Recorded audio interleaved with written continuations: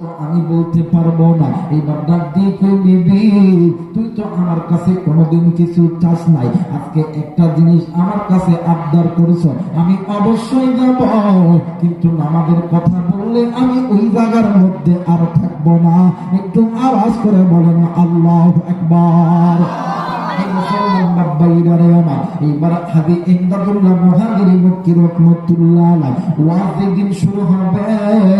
এই আল্লাহর বান্দা সবার আগে যায় মসজিদের ভিতরে ঢুকছে, জুতা কই রাখবে, জুতাটা নিজের বগলের মধ্যে কইরা হাদি ইমদাদুল্লাহ মুহাজিরি মক্কি রাহমাতুল্লাহ আলাইহি যেই জায়গায় ওয়াজ করবে একদম সামনে দেয়া বলছে, আরে বন্ধু কে এই হাদি ইমদাদুল্লাহ মুহাজিরি মক্কি,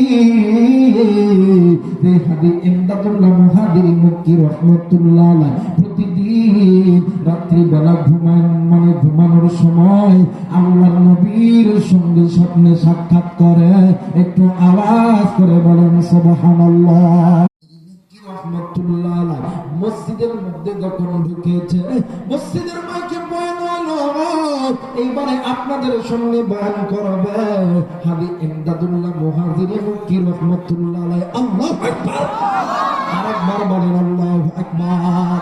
এবার হাদি ইমদাদুল্লাহ মুহাজিরি মক্কি রাহমাতুল্লাহ আলাইহি ওই জায়গায় এসে বসার পরে হাদি ইমদাদুল্লাহ মুহাজিরি মক্কি রাহমাতুল্লাহ আলাইহি বাতিনি চক্ষু দ্বারা নজর কইরা দেখে যে আমার সামনে যেটা বসে আছে এটা নামাজ পড়ছে। সুবহানাল্লাহ কইবেন না? হাদি ইমদাদুল্লাহ মুহাজিরি মক্কি রাহমাতুল্লাহ আলাইহি ডাক দেখে, আল্লাহ আজকে আর নামাজের ওয়াজ করতাম না, আজকে জান্নাত জাহান্নামের ওয়াজ করতাম। সুবহানাল্লাহ বলবেন না? কারণ কি বলো না? ডাক দিয়ে কই, স্বামী আপনি এমন একজন ব্যক্তির পাগড়ি ধরেছেন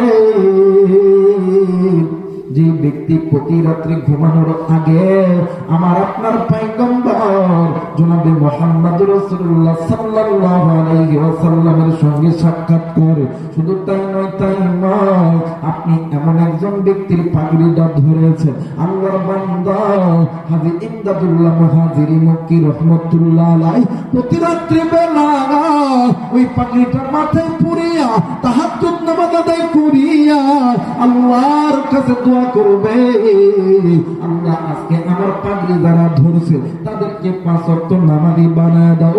ওগো স্বামী, পাগড়ি যখন ধরছেন তখন আর আমার কোনো চিন্তা নাই, এইবারে স্বামীও ঘুমাই, স্ত্রীও ঘুমাই, রাত্রি যখন গভীর হয়েছে এইবার স্বামীর গায়ে চুলকানি শুরু হয়ে গেছে, এমন চুলকানি স্বামী ডাক দিয়ে কই, বিবি রে আমার হাতও চুলকায়, পাও চুলকায়, আমার